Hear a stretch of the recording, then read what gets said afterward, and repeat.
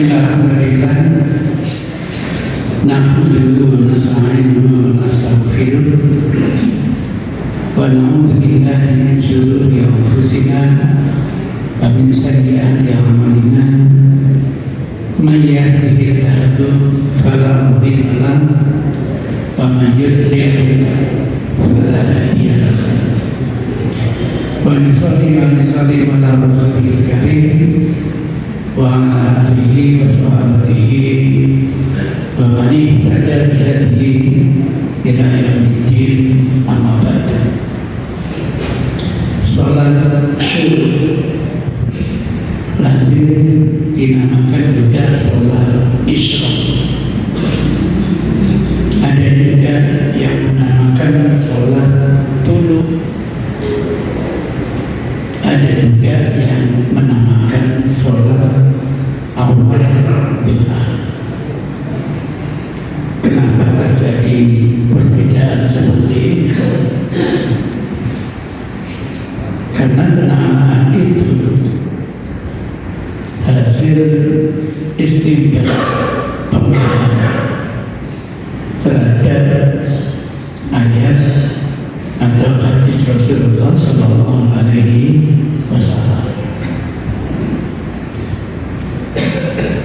Syuruk dari kata asyraq atau yusyriku ini, isyraq bahasa Inggrisnya itu biar. Jadi ketika matahari proses terbit, Allahu Akbar, saya pernah menyaksikan terbitnya matahari di Bali.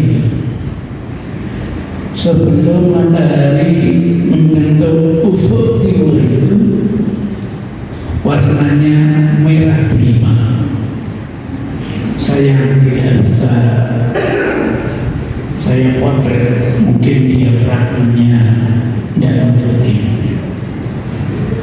Begitu mulai muncul, warnanya berubah kayak orangnya kekuning-kuningan. Begitu matahari di atas ufuk, baru terasa warnanya putih biar. Itu namanya syuruk atau isyraq atau tulu.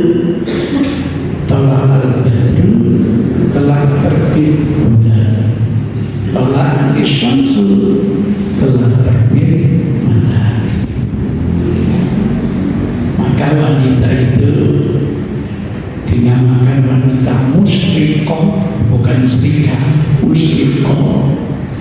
Kalau wajahnya melolong, kelihatan pria.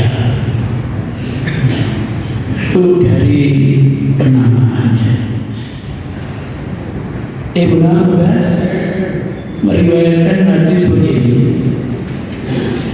Muridnya Abdullah bin Haris berkata, anna Ibnu Abbas, bahwa Abdullah bin Abbas, tokoh sahabat ini, karena awalnya la yusalli duha, tidak pernah sholat duha, hatta adkhalnahu ala ummihani, sampai dia itu saya bawa, saya pertemukan dengan Ummu Hani. Fakultu, lalu aku berkata, laha kepada Ummi Hani, akhbiri Ibnu Abbas, kabari kepada Ibnu Abbas, bima, dengan apa-apa, dengan kabar, akhbarnina, bi, yang pernah panjenengan kabarkan kepada kami, yakni cerita tentang sholat duha. Faqalat Ummu Hani, maka Ummu Hani berkata, dakhala Rasulullah, masuklah siapa Rasulullah Sallallahu Alaihi Wasallam.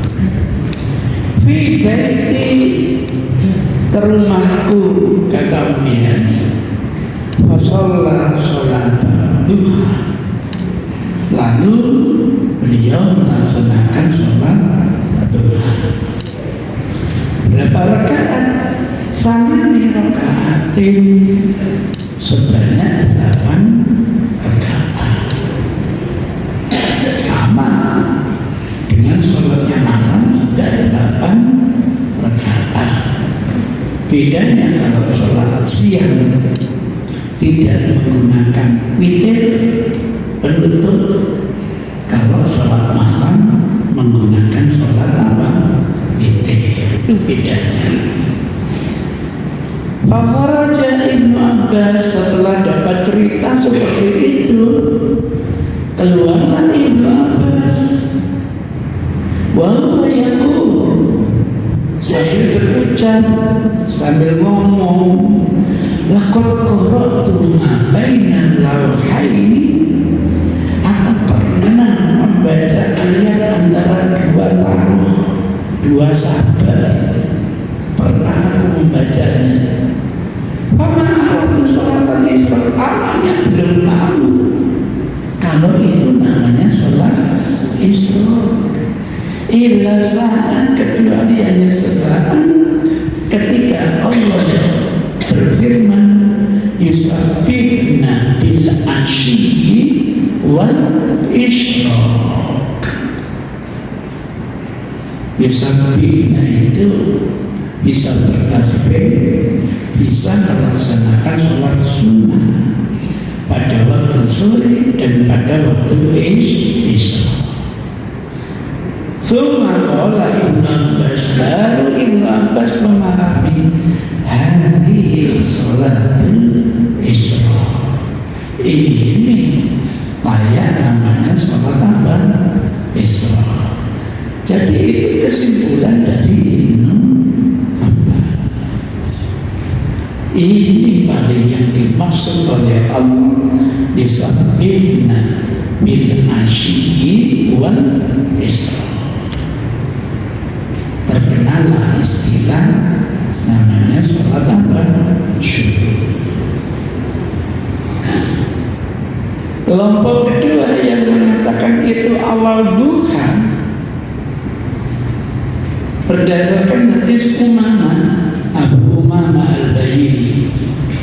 Qala Rasulullah, bersabda siapa Rasulullah Sallallahu Alaihi Wasallam, man sholat sholat subuh, barang siapa yang melaksanakan sholat subuh di masjid jama'atin, yang dilaksanakan di masjid secara jamaah, yasbutuni, kemudian menetap di masjid itu, iktikaf di masjid itu, hatta yusalliya subhata duha, sehingga dia melaksanakan subhata duha, sholat sunnah duha,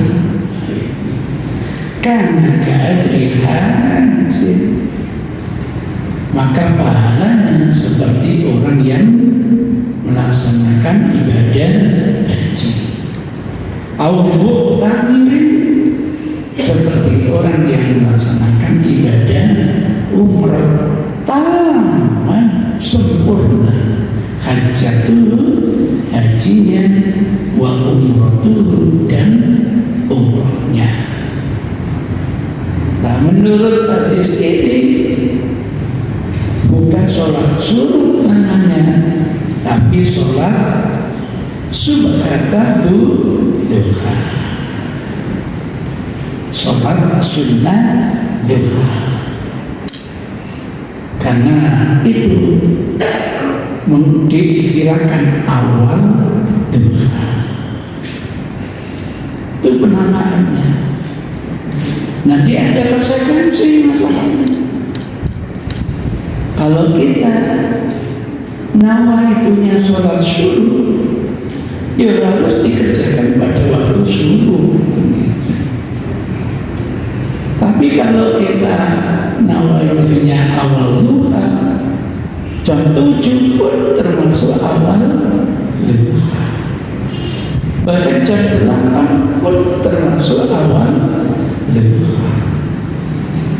Mungkin yang afdol ketika anak unta merasa kepanasan, mungkin jam setengah 10, jam 10, mungkin seperti itu. Maka saya nggak kaget.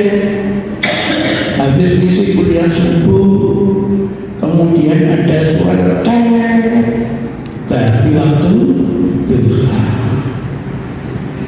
Sebagai ibu-ibu meninggalkan saya sholat, saya tidak boleh menyalahkan.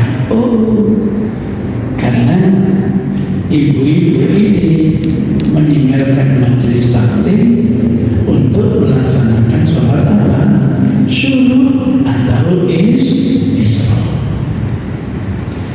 Tapi yang memahami awal duha, ya tentu masih konsentrasi mendengarkan tausiah sampai itu tuntas. Kadang-kadang tuntasnya jam 6 lebih. Itu ceritanya. Terus yang benar mana? Ya tidak tahu. Kira-kiranya begitu. Nah, dari hadis ini muncul edaran. Siapa lagi kalau bukan teman-teman adik paling kecil ini yang bikin edaran? Edarannya apa? Syarat untuk menggapai pahala haji umroh sempurna itu satu, harus berjamaah di masjid. Yang kedua, harus ada iktikaf ditandai dengan baca-baca wirid pagi. Yang ketiga, waktu suruh tunggu ada edaran 5 menit, ada edaran 10 menit, baru laksanakan sholat suruh atau isra. Dari hadis ini bahayanya belajar hadis langsung istinbat hukum. Dari mana dipersyaratkan satu harus sholat berjamaah di masjid? Nah, kalau ibu-ibu yang pada zaman Rasul itu masa-masa sulit untuk pergi ke masjid, kondisinya masih Masya Allah tidak boleh keluar rumah sampai di mahrami, sehingga mereka kan susah untuk pergi ke masjid.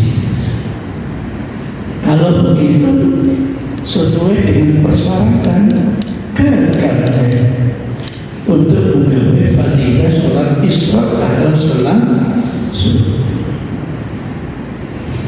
Sampai di sebuah masjid itu takmirnya itu menegaskan, marilah saudara-saudara, sekecil apapun kita ikut sunnah Rasul, ihya sunnah, menghidupkan sunnah. Habis sholat subuh nanti tolong jangan pulang, mari kita iktikaf sambil baca apa? Zikir, sambil menunggu waktu suruh. Baru nanti kalau waktu suruh datang, tunggu 10 menit. Baru setelah itu, yuk kita sholat 2 rakaat. Mudah-mudahan dapat pahala haji dan umroh. Gerungan jamaahnya enak itu. Habis sholat suruh pulang tidur. Nah, kalau saya seperti itu, ketinggalan jemputan. Ada yang curhat, alhamdulillah Ustaz, saya bisa jamaah subuh di masjid ini, tapi habis subuh saya harus segera pulang, berkemas-kemas sambil menunggu waktu subuh. Kemudian datang waktu subuh, saya jalan sholat subuh di rumah. Kalau ke masjid lagi nggak mungkin. Saya harus keluar dari rumah ini malah dini hari. Kalau enggak mesti terlambat sampai di pembangunan gas. Gimana Ustaz? Ya saya balik bertanya, sampai setuju enggak dengan persyaratan tadi? Dari saja Allah Ustaz. Kalau saya niat sampeyan untuk menjalani sholat subuh karena sudah luar biasa. Apa yang diberikan Rasul ini kan teladan yang baik. Allah sendiri berpesan dan Rasul juga berpesan, ambil sebatas teman. Dari mana ada persyaratan harus jamaah di masjid, harus iktikaf, tunggu nanti suruh, tunggu lagi 10 menit. Dari mana memberi persyaratan seperti itu? Ada enggak yang tidak jamaah di masjid, yang tidak melaksanakan iktikaf, tidak dapat pahala? Ada enggak seperti itu? Tidak ada di dalam teksnya, tidak ada. Maka menurut pendapat saya, ibu-ibu yang tidak bisa pergi ke masjid, sholat subuh di tempat rumahnya, di sawahnya, kemudian pikir menunggu suruh datang suruh sholat isra, mudah-mudahan dapat pahala seperti yang dijanjikan oleh Rasulullah. Mudah-mudahan. Islam itu agama fitrah, semuanya harus bisa menjalankan. Heran itu di dalam edaran. Kemudian didiskusikan sama teman-teman, kenapa kok ada persyaratan tunggu 10 menit Ustaz? Oh, karena ada hadis. Ada hadis yang diriwayatkan, saya masukkan waktu sholat subuh.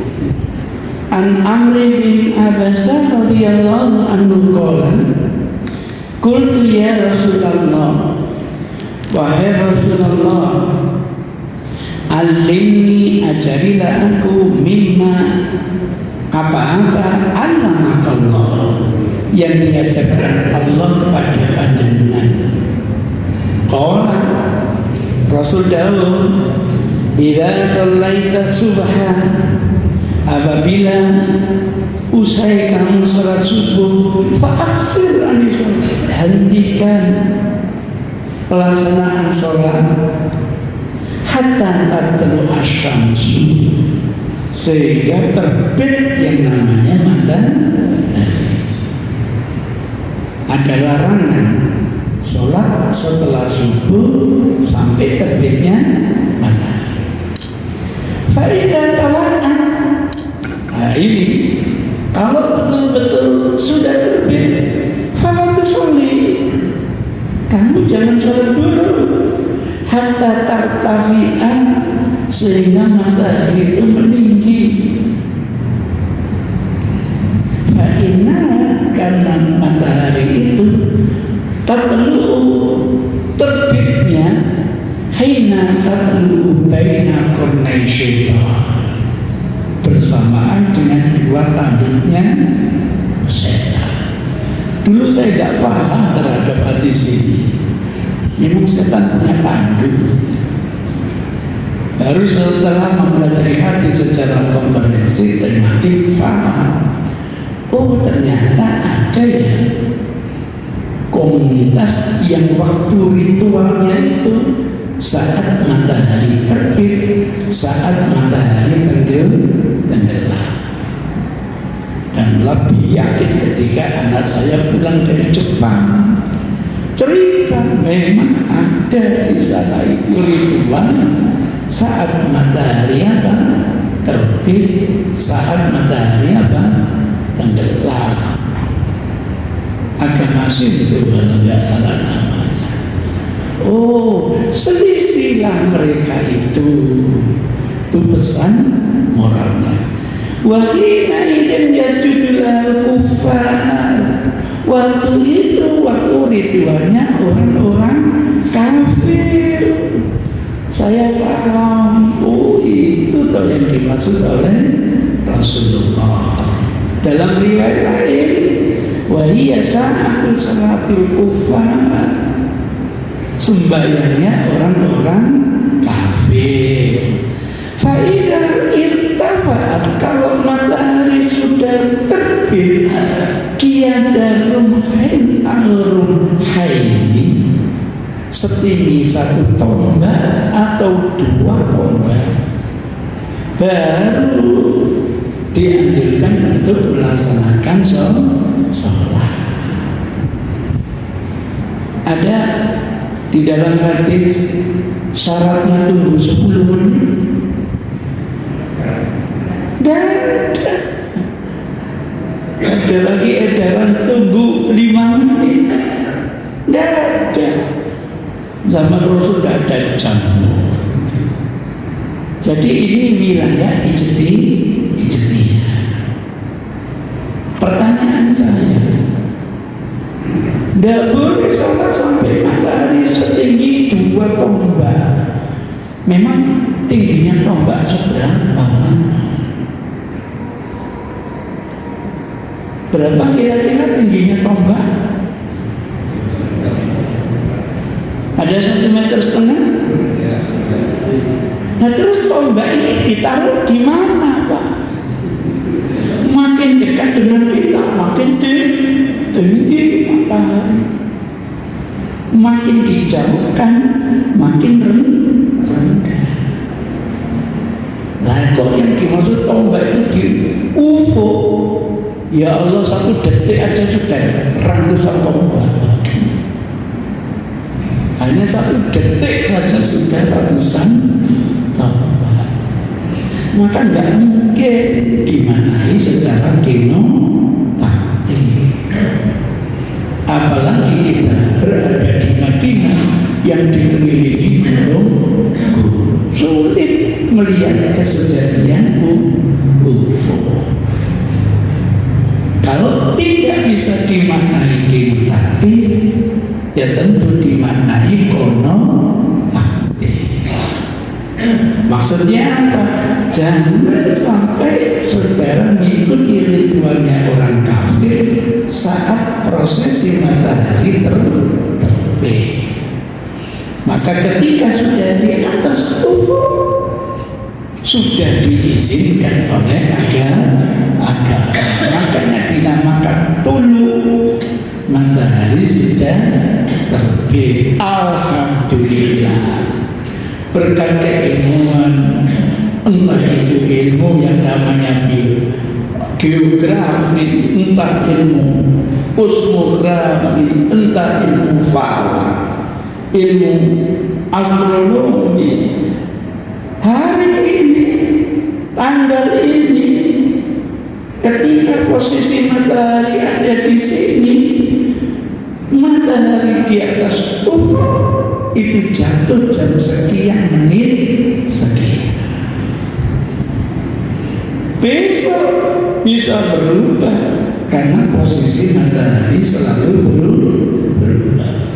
Makin menjauh dari kita, durasinya makin kecil, makin mendekat dengan kita, durasinya makin besar. Detailnya nanti ulama falak yang bisa menjelaskan derajatnya itu. Maka keliru kalau beranggapan waktu subuh Indonesia kenapa menetapkan -20. Bergantung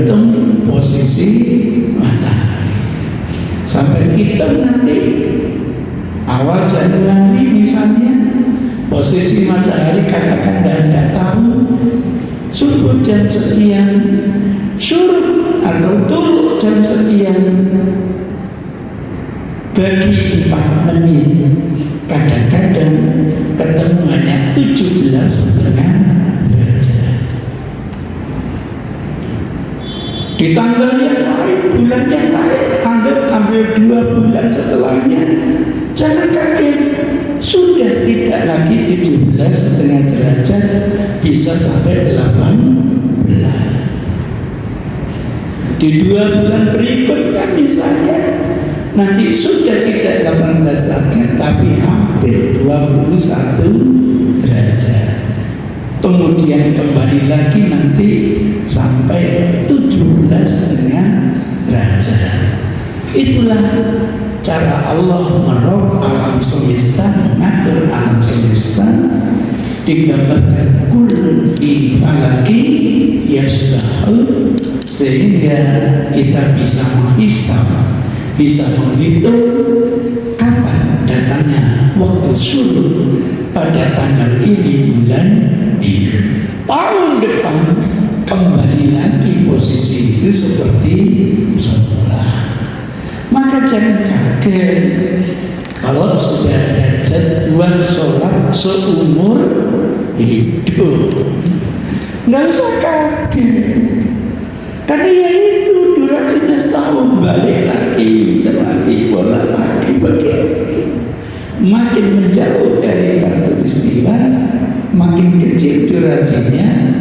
Berarti durasi antara subuh dengan tulu waktunya tidak sampai 80 menit, kadang-kadang hanya 70 menit. Alhamdulillah dengan keilmuan, kalau begitu tidak perlu tunggu 10 menit. Yakin sudah di atas umur, waktu terlarang sudah habis, baru kita boleh menjalani entah namanya syuruk, entah namanya tulu, entah namanya isyraq, entah namanya awal duha. Terus saya ingatkan, kalau ingin ihya sunnah jangan tanggung-tanggung. Maksudnya apa Ustaz? Rasul itu kalau sholat subuh itu durasinya rata-rata bacaannya antara 60 sampai 100 ayat. Nah itu nanti kalau kita praktekkan 2 rakaat itu bisa sampai 1 jam. Nah kalau 1 jam tinggal 10 menit menunggu waktu syuruk sudah datang.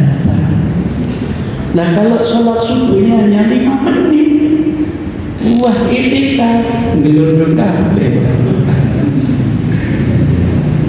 Jadi begitu, sekalian menghidupkan sunnah. Dicoba nanti 1 rakaatnya 100 ayat. Jangan-jangan dulu sudah datang, sholatnya belum selesai. Jadi itu gambarannya. Mestinya kasih contoh secara pribadi, nanti orang-orang akan melihat. Ya tentu yang mampu menjalani akan ikut. Saya pernah dengar di sini sudah lebih dari 10 orang yang istiqomah, masya Allah. Ya mungkin sudah pensiun, atau mungkin kegiatannya nanti masih jam 9 atau jam 10. Sehingga habis suruh sempat tidur dulu 2 jam barangkali, baru ke kantornya dekat. Jadi setiap orang punya kondisi yang berbeda-beda. Itu gambaran yang saya lakukan.